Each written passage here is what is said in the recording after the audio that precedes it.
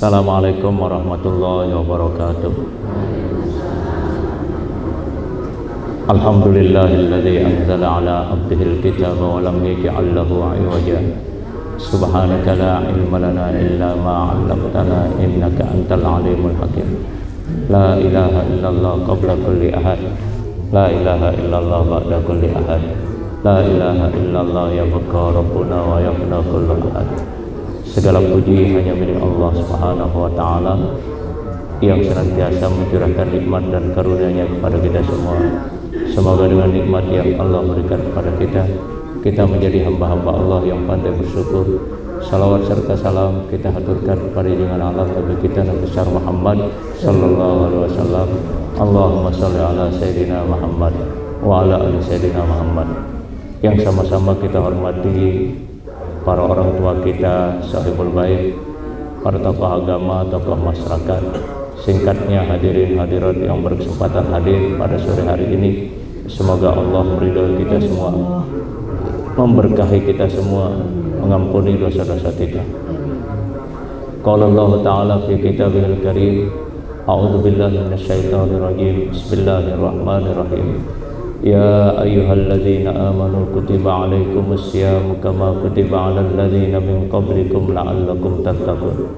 Wa qala aidan syahrul ramadan alladzi unzila fihil qur'an hudan linnasi wa bayyinatin minal huda wal furqan. Wa qala aidan law anzalna hadzal qur'ana ala jabalin la ra'aitahu khashi'an mutasaddian min khasyatillah. Wa tilkal amsalu nadribuha linnasi la'allahum yatafakkarun. Wa qala an-nabiy sallallahu alaihi wasallam man fariha biduhuri ramadan haramallahu jasadahu 'ala niran. Wa qala aidan idza jaa ramadan futihat abwaabul jannah wa ghuliqat abwaabun nar wa suffidatis syayatin. Atau kama qala an-nabiy sallallahu alaihi wasallam.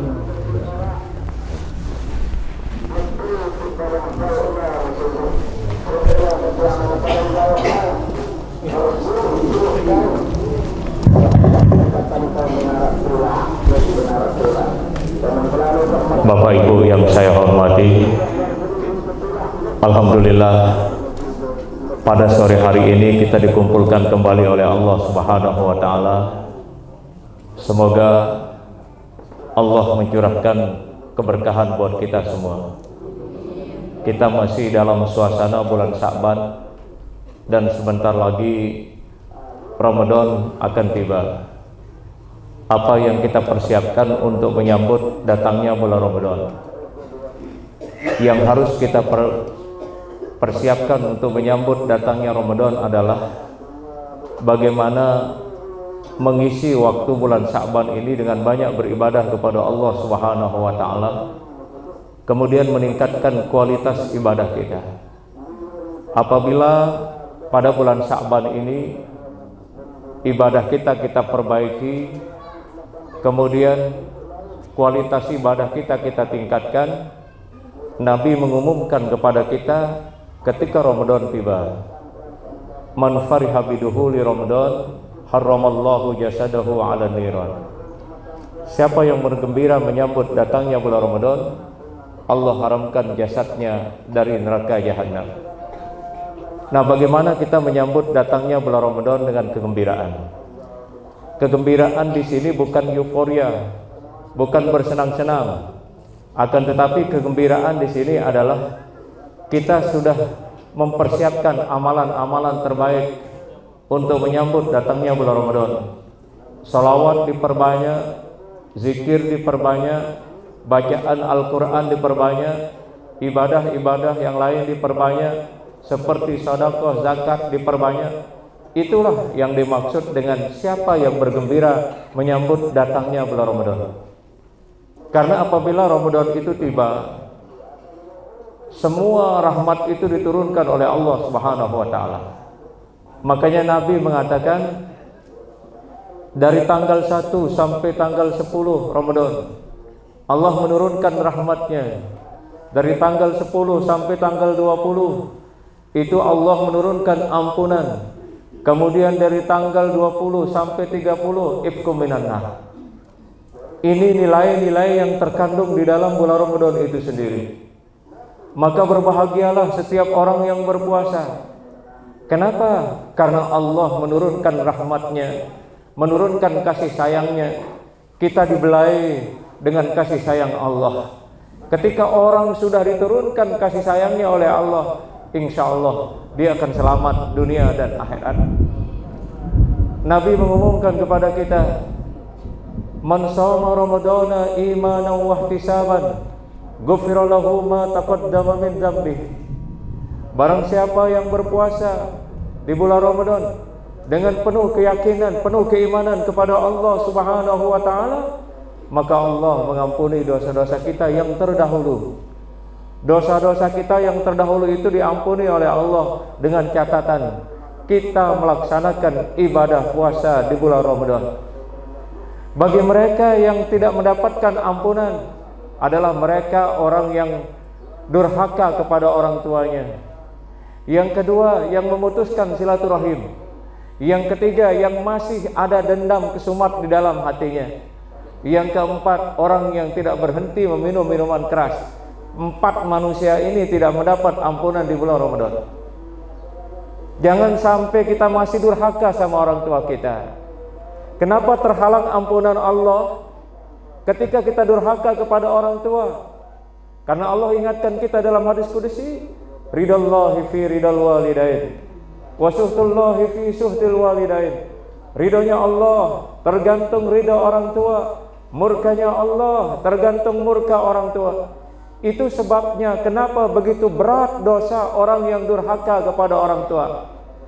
Dalam riwayat lain, termasuk di antara 7 dosa besar itu adalah durhaka kepada orang tua. Di situ ada syirik, kemudian ada sihir, kemudian ada orang durhaka kepada orang tuanya, kemudian ada orang yang lari dari medan perang. Itu termasuk bagian-bagian daripada dosa-dosa besar yang sudah dirilis oleh baginda Rasulullah SAW. Yang kedua, orang yang memutuskan silaturahim. Ketika Ramadan tiba, dia tidak mendapatkan ampunan, walaupun Ramadan itu artinya bulan ampunan. Ini bahayanya, Bapak Ibu. Kenapa orang yang memutuskan silaturahim itu tidak mendapatkan ampunan dari Allah? Karena dia sendiri yang memutuskan kasih sayang. Bahkan dia sudah berani memutuskan sifat-sifat Allah Subhanahu wa taala. Jangan sampai ada itu pada selaput. Jangan sampai ada kita memutuskan silaturahim. Maka hari ini saya mengajak kita semua, karena di sini penutupan pengajian, saya mohon kepada kita semua nanti setelah selesai pengajian ini salam-salaman. Jangan sampai ada perasaan tidak senang sama siapapun. Karena apabila datang Ramadan itu, terus kemudian kita sudah masuk bulan Ramadan, masih ada yang memutuskan silaturahim, masih ada dendam di dalam hati kita kepada orang lain, walaupun pelunggu tahajud 1000 rakaat tiap malam di bulan Ramadan, enggak bakalan diterima oleh Allah. Loh, kenapa tidak diterima? Nabi yang ngumumin bahwa orang-orang yang tidak mendapatkan ampunan dan rahmat Allah itu mereka yang memutuskan silaturahim. Makanya Allah ingatkan kita di dalam Al-Quran surat Ali Imran, wa'tasimu bihablillahi jami'an wa la tafarraqu. Berpegang teguhlah kalian kepada tali agama Allah. Yang mana yang dimaksud dengan tali agama Allah, bihablillahi jami'a, ini ditafsirkan oleh para ulama ada 2 maknanya. Yang pertama adalah Al-Quran, dan yang kedua adalah Al-Hadis atau sunnah Rasulullah SAW. Maka orang yang berpegang teguh kepada Al-Quran, orang yang akan selamat dari dunia sampai akhirat. Orang yang berpegang teguh kepada sunnah Rasulullah SAW, maka akan selamat dari dunia dan akhirat. Makanya Nabi mengatakan, man ahabbani kana ma'i fil jannah. Barang siapa yang cinta padaku, yang senang padaku, maka kelak bersama aku dia di dalam surga. Ini ungkapan baginda Rasulullah SAW kepada kita. Pelunggu senang dengan Rasulullah, cinta dengan baginda Rasulullah SAW. Dengan apa pelunggu cinta? Menjalankan apa yang diperintahkan oleh baginda Rasulullah SAW dan menjauhi apa yang dilarang oleh baginda Rasulullah SAW. serta pelungguh banyak bersalawat, maka termasuklah pelungguh yang disayang, yang dicinta oleh baginda Rasulullah SAW. Kita kembali kepada ayat yang tadi. Allah dengan tegas mengatakan wala tafarraqu. Jangan berpecah belah, jangan bercerai-berai. Karena apabila kita bercerai-berai, murka Allah itu akan turun di muka bumi ini. Murka Allah itu akan senantiasa selalu ada di setiap orang-orang yang bercerai-berai. Bahkan Allah bisa memerintahkan gunung untuk meletus, memerintahkan angin untuk memutar orang-orang, atau yang kita kenal dengan angin tornado, angin puting beliung. Bisa saja Allah langsung memerintahkan tanah untuk bergetar dan lain sebagainya. Maka selama kita menjaga silaturahim di dunia ini, saling mencintai, saling menyayangi, saling menghormati, insya Allah gunung masih belum meledak, panah belum melindur, angin tidak akan terjadi angin tornado, petir tidak akan menyambar kita selama kita di bumi ini senantiasa saling menyintai, saling mengasihi. Apa kata Rasulullah sallallahu alaihi wasallam? Irhamu man fil ar, yarhamuhum man fis sama.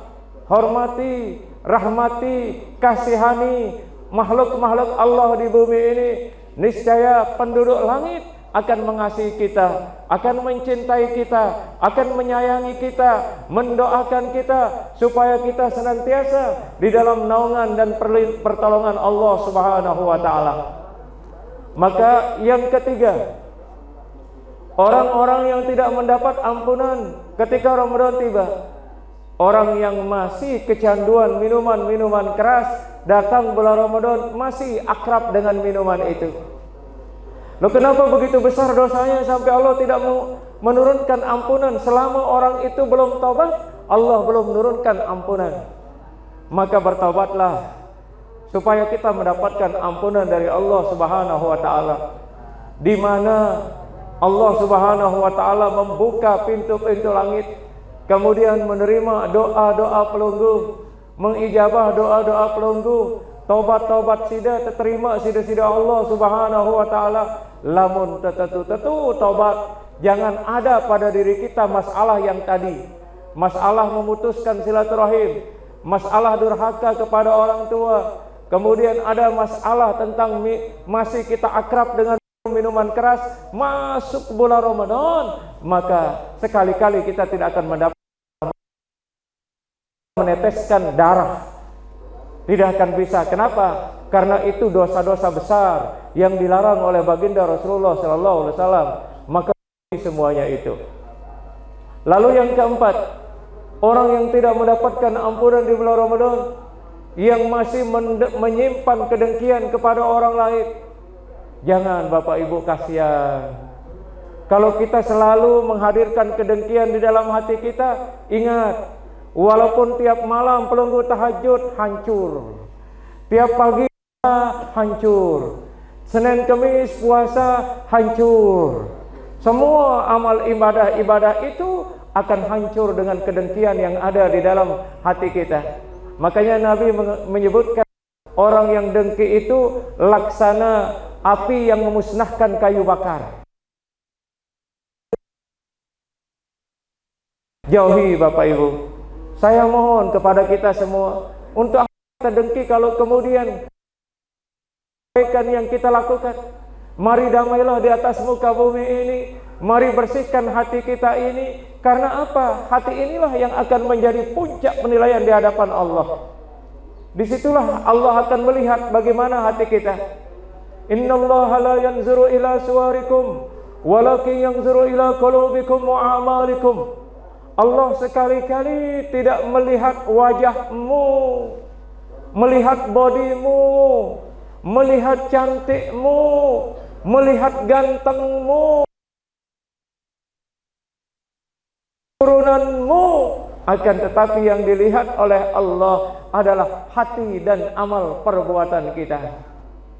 Walaupun hidup kita sederhana, hati kita baik dengan siapapun, hati kita damai, bahkan di dalam hati kita yang disebut dengan qalbun taqi, maka merdekalah hidup kita di dunia ini, tidak tertekan. Kita selalu tenang dan damai dalam beribadah kepada Allah Subhanahu wa taala. Dan itulah yang menjadi penilaian dari Allah, aten kemudian amal ibadah dah. Maka sebelum tiba Ramadan ini, mari kita sama-sama membasuh hati. Sudah saya katakan beberapa hari yang lalu, ada 4 pesan Rasulullah yang harus kita basuh. Yang pertama, basuh muka dengan air mata. Yang kedua, basuh hati dengan takwa. Yang ketiga, basuh lisan dengan berzikir kepada Allah Subhanahu. Yang keempat, basuh itu dosa dengan taubat. Yang pertama, basuh muka dengan air mata. Itu yang disebut dengan oleh Nabi wajhun mali, wajah yang ceria. Kalau air mata pelunggu menetes, terharu akan datangnya Ramadan, maka haramallahu jasadahu 'alan niran. Allah haramkan jasad sida dari neraka jahanam. Ya Allah, luar biasa Bapak Ibu. Makanya sering saya katakan, Nabi ngumumin kepada kita 2 tetesan yang akan menghindarkan kita dari kobaran neraka jahanam. Yang pertama adalah tetesan air mata, bergelinang air mata dengan khusyuk membaca Al-Quran, bahkan mendengar ayat-ayat Allah, kemudian bergetar hati ketika Ramadan tiba, kemudian memohon ampun, bergelinang air mata. Itulah air mata yang diletakkan oleh malaikat Allah, yang diperintahkan oleh Allah untuk hadir ke bumi itu, untuk menjaga air mata yang tumpah karena terharu mendengar ayat-ayat Allah, atau terharu dengan kedatangan Ramadan, terharu memohon ampun kepada Allah, terharu bertaubat, kemudian netes air mata. Itulah yang akan membersihkan wajah kita dari kegelapan. Kenapa? Karena di hari kiamat kelak banyak muka-muka yang gelap. Walaupun di dunia ini berbagai merek handbody dipakai ngoles dia, berbagai merek pupur bedak untuk mengoles dia, tapi dia tidak pernah tersentuh dengan air wudhu.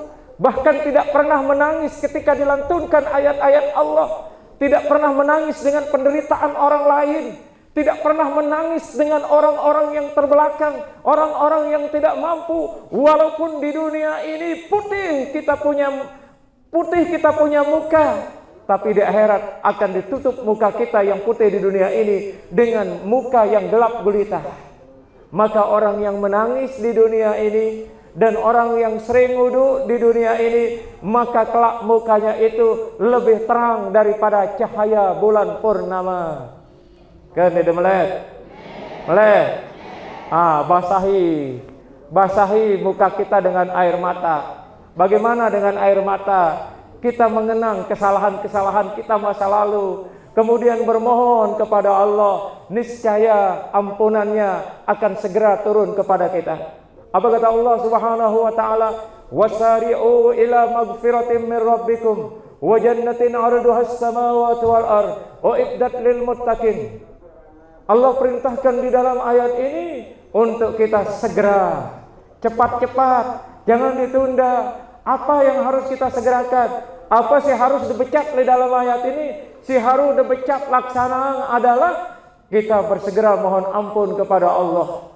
Kita bersegera mohon ampun kepada Allah. Surga yang luasnya, langit dan bumi diperuntukkan bagi orang-orang yang bertakwa. Inilah yang Allah minta kepada kita, untuk kita segera memohon ampun, jangan ditunda. Karena kita tidak tahu besok atau lusa umur kita tidak ada, yang kemudian kita meninggal dunia belum sempat mohon ampun. Itu yang bermasalah Bapak Ibu. Itu yang sangat bermasalah. Yang kedua, kita kembali kepada pesan baginda Rasulullah SAW. Basuh hati kita dengan takwa. Hati ini terus kita bersihkan dengan keimanan dan ketakwaan. Bagaimana caranya Bapak Ibu untuk membersihkan hati ini? Disebutkan di dalam surat Al-Anfal 5 cara untuk membersihkan hati ini. Yang pertama Bapak Ibu, dengan berzikir. La ilaha illallah Muhammadur Rasulullah. Kalimat ini hurufnya 24. Maka ketika Nabi Musa alaihissalam pernah berdialog, ada orang yang baru diajar membaca 2 kalimat syahadat kemudian meninggal dunia. Lalu Nabi Musa bertanya kepada Allah Subhanahu wa taala, "Sudah 3 hari kemarin ya Allah, saya mengajak orang untuk membaca 2 kalimat syahadat, kemudian dia meninggal dunia. Dosanya banyak sekali, sampai 400 tahun dia menyembah api." Lalu Allah mengatakan, "Ya Musa, ketahuilah di dalam kalimat syahadat itu tertulis 24 huruf di situ. Satu huruf itu menghapus dosa 24 tahun. Maka aku telah ampuni." Nah, dengan kalimat la ilaha illallah inilah yang kemudian kita membersihkan hati. Makanya diingatkan kita, ala bidzikrillahi tatmainnul qulub. Afdalul dzikri la ilaha illallah. Dengan berzikir hati menjadi tenang, dan seafdal zikir yang pelungguh baca, yang pelungguh lantunkan adalah la ilaha illallah. Ini zikir tertinggi di dalam zikir Bapak Ibu. Makanya Allah sendiri mengatakan di dalam hadis qudsi, "Saya tamale dalam bentengku." Apa benteng Allah? Benteng Allah itu adalah la ilaha illallah. Allah umumkan, maka kalian itu akan terhindar dari azab dunia. Kalian akan terhindar dari azab kubur, dan kalian akan terhindar dari azab akhirat, yakni neraka jahanam. Dengan baca kalimat la ilaha illallah. Nah, mumpung masih bulan Sa'ban, maka la ilaha illallah ini terus menerus, terus digelorakan, terus dibaca beratus-ratus kali. Bahkan kalau pelungguh mampu ribuan kali untuk dihadiahkan kepada hati kita, supaya hati kita bersih masuk bulan Ramadan. Karena Ramadan adalah bulan yang suci, maka kita harus sucikan zahir batin kita, baru terjadi koneksi antara kita. Jelas Bapak Ibu? Lalu yang kedua, dengan apa kita membersihkan hati ini? Karena saking sulitnya yang namanya hati, sulit untuk dibersihkan. Tidak bisa kita hanya dengan 1 kalimat saja untuk membersihkan hati. Tapi di sini yang kedua adalah untuk mensucikan hati itu dengan membaca Al-Quran.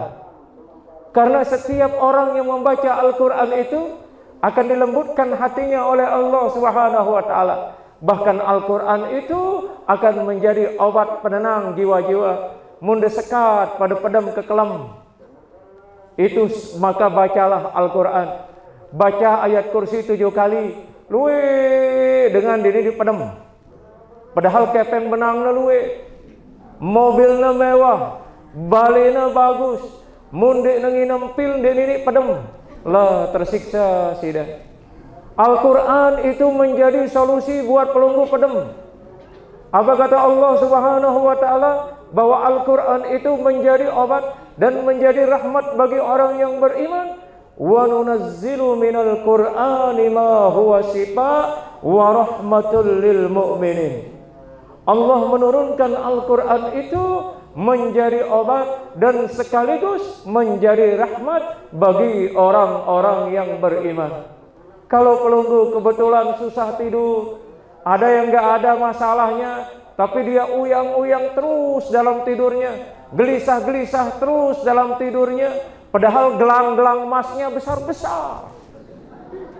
Ternyata gelang emas itu belum juga bisa membuat dia menjadi enak tidur. Karena kepikiran di mana gelang emas ini yang besar ini saya taruh. Saya taruh di lemari, jangan-jangan nanti dicongkel lemari saya.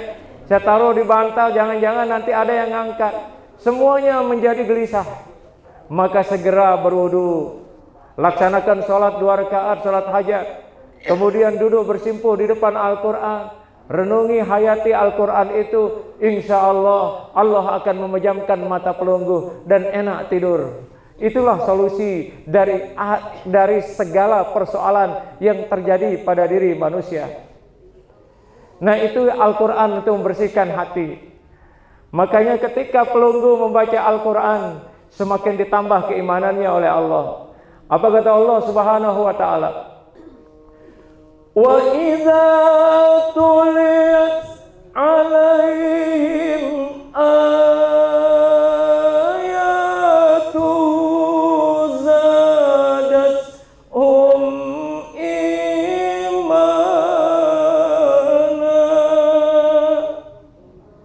apabila sudah pada membaca Al-Quran, maka akan bertambah iman kita. Sekenuan juga mudah pada baca Al-Quran, maka hati jadi tenang, hati jadi adem, hati jadi damai. Saya mau bertanya sama ibu-ibu, itu orang yang baca Al-Quran tiap malam di Kesembung, di Kesaut, di mana-mana Mas Bage ini, tenang gak pelungguh? Nyenyak gak tidurnya? Luar biasa. Ada orang gak bisa tidur dengan bacaan Al-Quran. Dia marah-marah dari rumahnya. Kenapa sampai seginian itu? Padahal masih pagi, jam 10 masih orang baca Al-Quran. Dia marah-marah, saya tidak bisa tidur gara-gara bacaan Al-Quran. Oh, berarti ada penyakit dalam hatinya orang itu. Lamun nara dengan mesilema jam siwa jam 10 terus mele pedem dengan ini, dengan stadarusan salahannya. Oh, berarti ada penyakit di dalam hati dengan ini, kebecatan beudu, kemudian istighfar dengan nikmat dengan bacaan Al-Quran. Jermoti dende nejera dengan ngaji di dedena itu pedem niara dengan dini pedem dengar bacaan Al-Quran, tutupna telingana, tutupna mukana si bantal. Coba denger dangdut ya lempeh subuh lerorna. Kan salah-salah doa pegawaian itu jadi manusia. Al-Quran ini luar biasa dahsyatnya. Law anzalna hadzal Qur'ana ala jabalin la ra'aitahu khashi'an mutasaddian min khasyatillah. Ini dahsyatnya Al-Quran. Apa kata Allah di dalam ayat ini? Sekiranya Al-Quran itu diturunkan pada gunung, niscaya kalian akan melihat gunung itu ketakutan, kemudian pecah. Kenapa dia pecah itu? Saking takutnya sama Allah Subhanahu wa ta'ala. Dan itu menjadi iktibar, menjadi pelajaran bagi manusia. Itu dahsyatnya Al-Quran. Maka orang yang ingin mengobati hatinya adalah sering-seringlah membaca Al-Quran. Di situ ayat apa saja yang perlu baca, terus saja dibaca Al-Quran. Insya Allah, karena Al-Quran itu hadir untuk menjadi penyejuk jiwa manusia. Al-Quran itu hadir untuk menjadi petunjuk bagi manusia. Dan Al-Quran itu hadir untuk menjadi syafaat kelak di hari kemudian. Al-Quran itu hadir menjadi cahaya di alam barzah dan cahaya kelak di hari kemudian. Itu dahsyatnya Al-Quran Bapak Ibu. Kemudian yang ketiga, obat hati itu adalah tawakal. Selama di degantungan ngaten Allah Ta'ala, denggalang andalang otak ada si hebat, si demaran diri dah, si cerdas, si demaran diri dah si dengan. Kemudian tidak ada tawakal, siap-siap akan mengalami kegagalan demi kegagalan, siap-siap akan mengalami kekecewaan demi kekecewaan. Makanya obat hati yang ketiga adalah bergantung kepada Allah. Semua apa yang terjadi di alam semesta ini itu adalah kehendak Allah. Apa jawaban dari Allah? Ma asaba min musibatin illa biiznillah. Tidak ada suatu bencana di muka bumi ini, tidak ada satu musibah di muka bumi ini, melainkan telah ditetapkan oleh Allah. Allah yang telah mengizinkan terjadinya musibah-musibah di alam semesta. Beberapa hari yang lalu pelunggu menyaksikan berita bagaimana angin puting beliung banyak menyapu bangunan-bangunan yang terjadi di Bandung. Kemudian di Timur Tengah itu beberapa hari yang lalu itu terjadi angin tornado. Itu banyak rumah-rumah dihancurkan, banyak rumah-rumah yang rusak. Itu kalau orang tidak tawakal dengan peristiwa-peristiwa yang terjadi di alam ini, orang bisa depresi, orang bisa jadi gila, orang bisa jadi stres. Kenapa? Dia bingung dengan persoalan-persoalan yang terjadi. Allah telah mengumumkan semua musibah yang terjadi itu adalah kehendak Allah. Adapun mengenai ujian-ujian yang menimpa diri kita masing-masing, ibu-ibu pernah diuji apa tidak? Pernah ada masih masalahnya sama? Masih masalah apa? Kreditan belum selesai. Tawakallah pada Allah. Bertawakallah. Selama pelunggu tidak bertawakal, ngandalin otaknya, ngandalin kemampuannya, ngandalin kesehatannya, ngandalin bodinya, you gagal. Karena semua ini dari napas pelunggu. Siapa yang detakkan jantung pelunggu? Yang ngalirin napas itu ke hidung, ke mulut itu siapa? Yang membuat pelunggu bisa duduk seperti ini siapa? Yang menggerak-gerakkan tangan pelunggu siapa? Kalau pelunggu betul-betul sadar semuanya itu atas kehendak Allah, maka insya Allah hati kita damai. Karena tidak bisa kita apa-apa manusia. Tidak bisa. Mau menyetop angin, kita yang diterbangkan sama angin. Mau jadi jagoan untuk menyetop gempa, kita yang ditelan sama bumi. Mau jadi jagoan, mau jadi Superman, Supermi, Superlan, Superdan, untuk menyetop yang namanya tsunami, kita yang dilululantahkan oleh tsunami. Nggak ada kekuatan kita sama sekali. Makanya untuk bergantung kepada Allah, maka cuci hati kita dengan kalimat hauqalah. Apa itu hauqalah? La haula wala quwata illa billahil aliyil azim. Biar kalau ada masalah kita, cepat kita kembalikan ke Allah Ta'ala. Ada masalah pelunggu, masalah rumah tangga, masalah ekonomi, masalah di pasar, masalah di kantor, di mana saja ada masalah pelunggu, segera ingat Allah yang mengendalikan masalah itu. Apa kata Allah? Bila mana pelunggu bertakwa, Allah sudah umumkan jalan keluarnya. Wa may yattaqillaha yaj'al lahu makhraja wa yarzuqhu min haitsu la yahtasib wa may yatawakkal 'ala Allah fa huwa hasbuh. Ini ayat sering pelunggu dengar. Bahkan setiap selesai salat, pelunggu sering membaca ayat ini. Tapi sayang, seribu sayang, kadangkala kita tidak ingat ayat ini.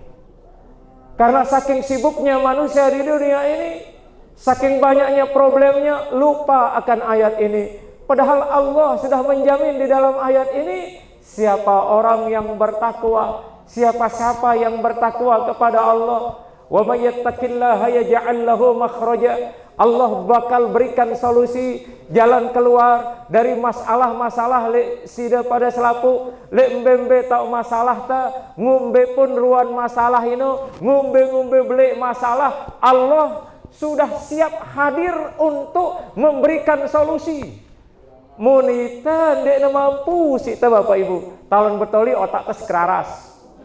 De mele-mele. Tapi kalau Allah yang sudah berjanji akan hadir, memberikan solusi, memberikan jalan keluar, supaya pelunggu nyaman, terhindar dari segala masalah-masalah yang ada pada diri pelunggu, ditinggalkan suaminya, ditinggal sama istrinya, itu masalah tidak?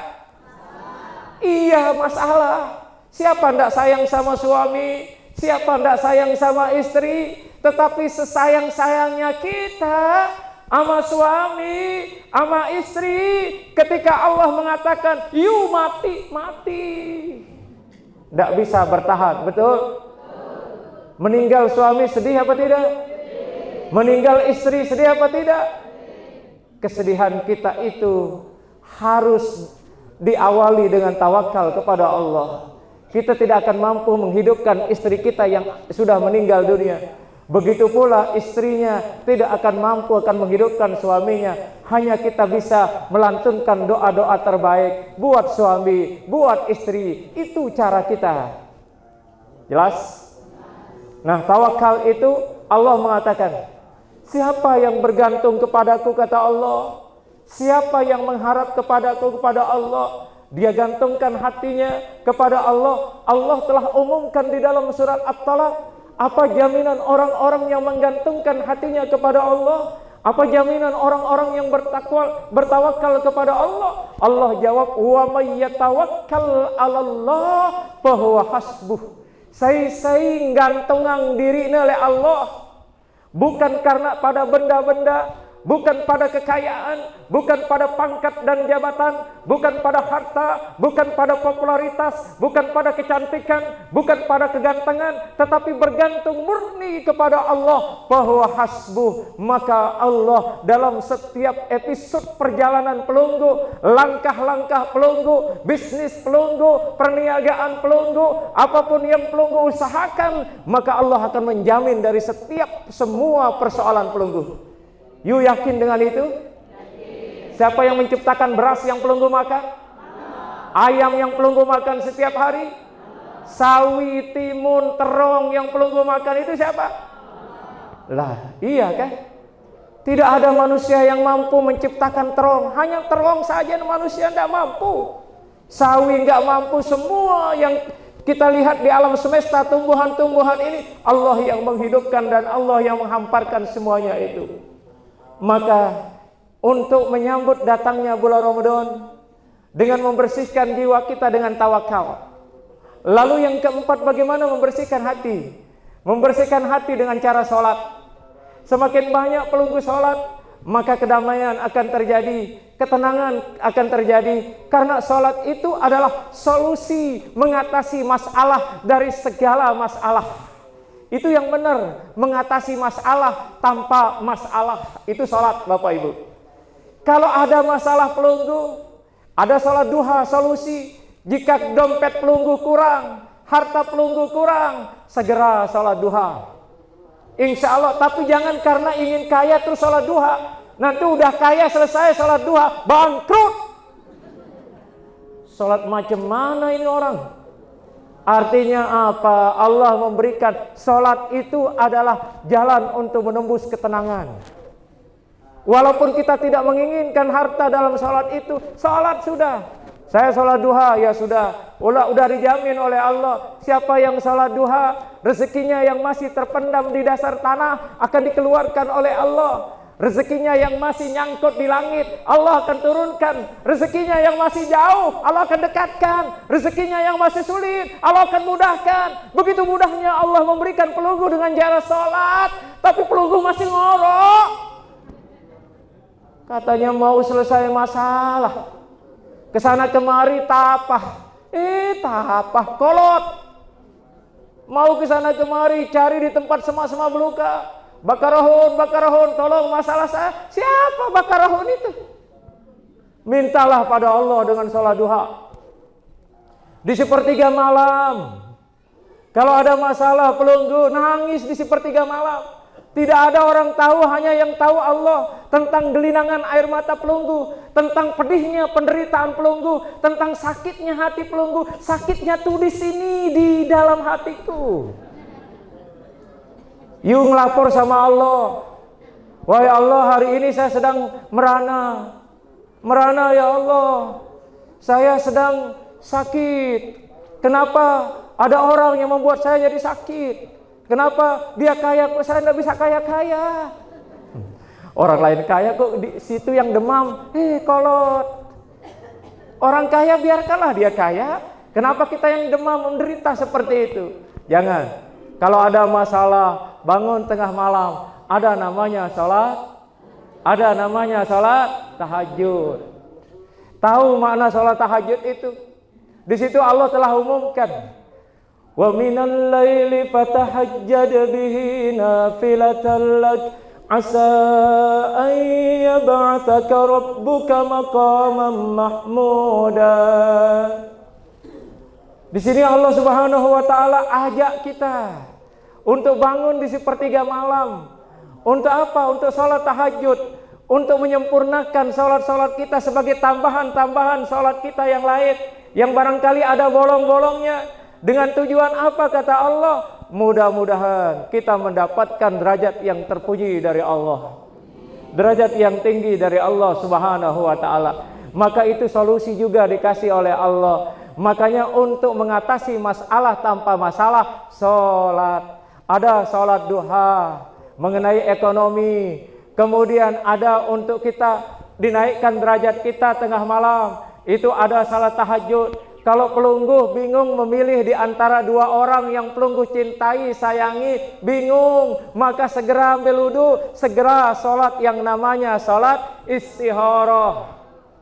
Misalnya ada ibu-ibu nih, dia mau carikan jodoh anaknya, namanya yang satu namanya Nurdin, yang kedua namanya Sahabudin.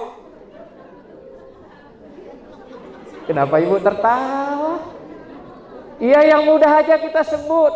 Kalau kebetulan ada namanya Nurdin di depan, di sebelah kan, ya jangan tersinggung. Nurdin yang di sana, yang jadi calon menantu ibu. Maka ya Allah, yang mana yang cocok buat anakku ya Allah, Nuruddin apa Sahabudin? Maka istiharahlah pelungguh. Ya Allah, dari keduanya ini saya lihat baik-baik semua. Ketika dia datang ke rumah, dia cium tangan saya sebagai calon menantu ibunya, mertuanya. Akhirnya sholatlah ibu untuk memohon petunjuk sama Allah lewat sholat istikharah. Tahu-tahu yang muncul Sahabudin, bukan Nur muncul. Iya, ambil aja Sahabudin. Itu hasil istikharah pelungguh. Nah, itu cara untuk diajar kita, dididik kita oleh Rasul. Kalau kita bingung dalam menentukan persoalan, kalau tiga misalnya, ada Nurdin, ada Sahabudin, ada Zainuddin, itu bergantian dia datang ke rumah pelungguh. Giliran malam Senin yang datang Sahabudin, malam Rebonya yang datang Nurdin, malam Jumatnya yang datang Zainuddin. Ibu bingung, Zainuddin, Nurdin, Sahabudin, Udin.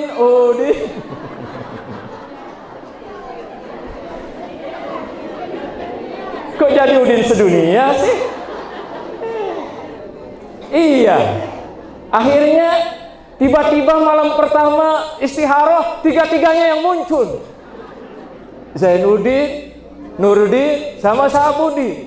Malam kedua lagi muncul. Waduh, masa anak-anaknya yang tiga kan tidak boleh. Malam keempat, ya Allah, ini kok muncul dua-duanya. Mulai malam ketiga hanya dua yang muncul, Nurdin sama Zainuddin. Malam keempat satu yang muncul, siapa? Nuruddin. Sahabudin out, Zainuddin out. Ambil itu Nuruddin. Jelas? Ya, bagus. Bagaimana kalau 5? Ada Nuruddin, ada Sahabudin, ada Zainuddin, ada Mahmuluddin. Yang kelima siapa? Yang kelima Kamarudin. Masya Allah. Udahlah Bu, jadi bingung jadinya ibu kalau banyak-banyak calon menantunya.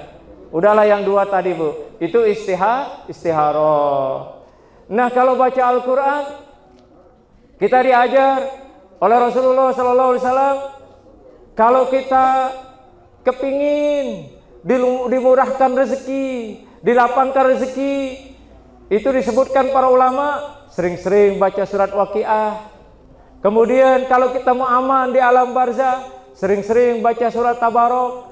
Kemudian kalau mau terhindar dari Dajjal nanti, sering-sering baca surat Al-Kahfi. Banyak ayat-ayat Allah Subhanahu wa ta'ala kita disuruh untuk membacanya. Bahkan bukan hanya satu surat saja yang kita baca, semuanya harus dibaca Bapak Ibu.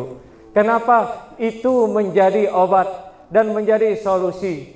Kita kembali kepada yang tadi, bahwa yang keempat solusi untuk membersihkan hati adalah sholat.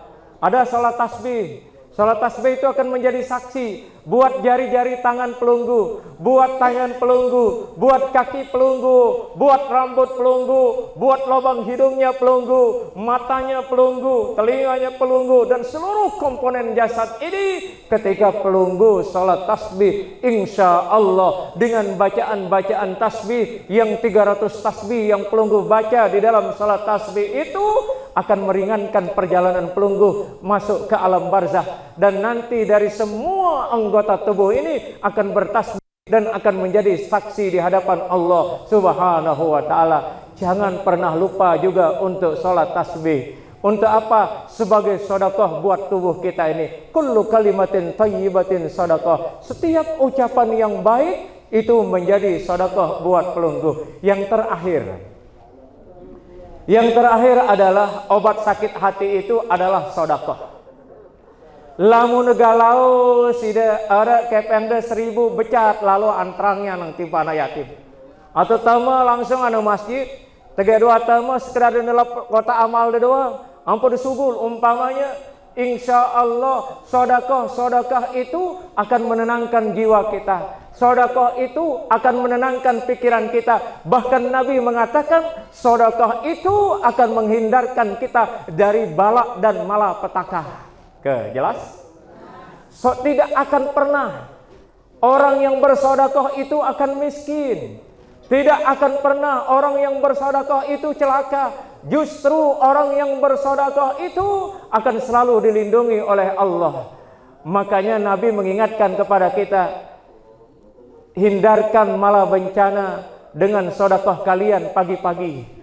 Sindek mantiuk jelo atau habis sholat subuh, menebau sida bersedekah sir, sedekah rahasia kepada siapa yang sudah ketemukan hari itu pagi-pagi, maka dari pagi sampai petang pelungguh dilindungi dengan sedekah pelungguh. Kan ada orang yang opnama sudah diponis itu mau sebentar lagi meninggal dunia. Apa yang bermasalah? Ginjalnya bermasalah, jantungnya bermasalah, paru-parunya bermasalah, diponis sebentar lagi akan meninggal dunia. Tapi orang ini mengatakan, Pak dokter, izinkan saya pulang untuk saya memohon maaf kepada tetangga-tetangga saya. Jangan sampai saya meninggal dunia belum sempat memohon berjabat tangan buat saudara-saudara saya. Akhirnya dokter mengizinkan dia untuk pulang. Dan kemudian sampailah di rumah, semua tetangganya itu disalami, dia bilang, mohon maaf, sebentar lagi saya akan meninggal dunia. Sambil dia amplopkan tetangga-tetangganya, mohon maaf, saya akan meninggal dunia karena ginjal saya bermasalah, jantung saya bocor, ginjal saya bermasalah, saya juga cuci darah, semua komplikasi penyakit saya. Maka sebelum saya meninggal dunia, semeton maafkan saya, tolong saya mohon maaf. Semua tetangganya salaman sambil dikasih sedekah tetangga-tetangganya. Lalu kemudian dia pamitan, saya saya kembali untuk check up. Karena saya diminta kembali sama dokter untuk menangani persoalan jantung saya yang bermasalah, ginjal saya yang bermasalah, saya lagi cuci darah. Di tengah perjalanan, seorang ini terkejut dengan nenek-nenek yang sedang memungut nasi basi. Lalu kemudian orang ini menangis. Langsung dihampiri nenek-nenek ini, nenek ngapain? Oh, saya mengambil nasi-nasi bekas yang sudah terbuang. Betapa terkejutnya orang ini dan menangis. Nek, buang nasi itu. Ayo ikut saya. Di mana ada warung nasi di sini? Maka nenek itu menunjukkan di situ. Akhirnya orang ini datang. Wahai pemilik warung nasi, tolong kasih makan nenek ini sebulan. Ini uang saya titipkan buat nenek ini. Kasih dia makan selama sebulan. Betapa terkejutnya nenek ini dan menangis. Kemudian orang ini bermohon, Nek, saya sedang dalam kondisi sakit. Ginjal saya bermasalah, jantung saya bermasalah, tolong Nek doain saya. Saya sedang check up terakhir ini. Sebentar lagi saya diponis ini meninggal sama dokter. Betul. Akhirnya terharu orang ini dan dipeluk nenek ini. Kemudian sang nenek berdoa, ya Allah, sembuhkanlah penyakit orang ini. Berjalanlah dia. Singkat cerita, masuk di ruangan ICU, diperiksa sama dokter-dokter ahli ginjal, ahli jantung dan lain sebagainya. Ternyata betapa terkejutnya dokter-dokter ini. Jantungnya yang bermasalah tadi udah enggak lagi, ginjalnya yang bermasalah tadi udah enggak lagi, napasnya yang bermasalah tadi udah enggak lagi, dia tidak juga cuci darah, semua penyakitnya itu selesai. Bapak Ibu, apa yang terjadi Bapak Ibu? Tadi orang ini mohon maaf kemudian bersedekah. Itulah yang dikatakan oleh Rasulullah SAW, as-sadaqatu tutfi'ul bala. Sedekah itu menghindarkan kalian dari bala bencana. Subhanallah. Satu lagi kisah Bapak Ibu. Ada 7 orang pasien yang semua pasien ini menderita kanker payudara. 1 dari 7 pasien ini keluar menikahkan sebagian katanya. Yang 6 ini tidak keluar, masih dalam pemeriksaan. kemudian dioperasi. Ternyata Bapak Ibu, dari 7 orang pasien kanker payudara ini 1 yang selamat, yang keluar bersedekah membagikan anak yatim. Sampai saat ini selamat, walaupun 1 payudaranya sudah tidak ada lagi. Kenapa demikian? Itu dahsyatnya yang namanya sedekah. Maka sedekah itu bukan hanya sekedar membersihkan hati, tetapi sedekah itu akan menghindarkan malapetaka. Nabi mengatakan, berinfaklah kau walaupun hanya sebiji korma yang akan menghindarkanmu dari neraka jahanam. Walaupun sebiji jemak puasa, apalagi na sekota, na sekilo, 2 kilo, le dengan si ngaji-ngaji, ambon polong, ambon si ambon si besambung, tekang. Bu, insya Allah akan menghindarkan dari malapetaka. Baik, terima kasih Bapak Ibu. Barangkali sampai di sini dulu perjumpaan kita pada sore hari ini. Semoga Allah meridhoi kita. Dan saya undang malam Rabu ini akan ada Tuan Guru Zainuddin dari Aik Buka yang akan mengisi pengajian kita pada malam Rabu ini. Saya berharap pelunggu bisa hadir sambil kita berzikir bareng untuk menyambut datangnya Ramadan. Ba'da kita sholat maghrib bersama-sama di Aik Anyar. Besok hari Sabtu penutupan di taman. Hari Sabtu saya mengajak pelunggu kita ke pantai, ngajinya di pantai. Kita ziarah makam dulu di Dato Badar, kemudian masuk rumah Tuan Guru Umar Kelayu, baru kita akan ke pantai di situ tadabur alam. 2 besur pada mandi apa ngaji. Jelas? Kita berangkat jam 8, agak pagian. Kita di pantai Labuan Haji, sana ujung selatan. Sedi barat, lebawa Tapen. Insyaallah 3 hari sebelum kita ke sana, kita steril tempat itu dulu supaya kita nyaman untuk ngaji, ibu-ibu juga nyaman mandi di situ semuanya. Mudah-mudahan nanti kita sehat semua Bapak Ibu, okay? Dari Anyar hari Ahad insyaallah akan hadir Tuan Guru Khalil, Supardan Khalil yang di YouTube, yang lucu yang di YouTube itu. Yang dari Peraya itu akan hadir hari Ahad, Tuan Guru Supardan Khalil. Ibu-ibu yang punya YouTube nanti buka, ketik, klik siapa Supardan Khalil, baca nanti di situ, lihat. Itu yang akan hadir besok insyaallah hari Ahad di Aik Anyar. Terima kasih. Oh, malam Kamis ada pengumuman. Semua hadir, kita di GOR. GOR penutupan di depan pompa bensin. Kita di sana di GOR Giat Jaya. Penutupan semua. Hadir, kita salam-salaman semua. Karena kita menyambut datang Ramadan, laun malak tebedait. Setelah kita akan ketemu Bapak Ibu. Rindu enggak? Rindu kita, sebulan itu rindu. 3 hari aja kita enggak ketemu, ya Allah. Betul?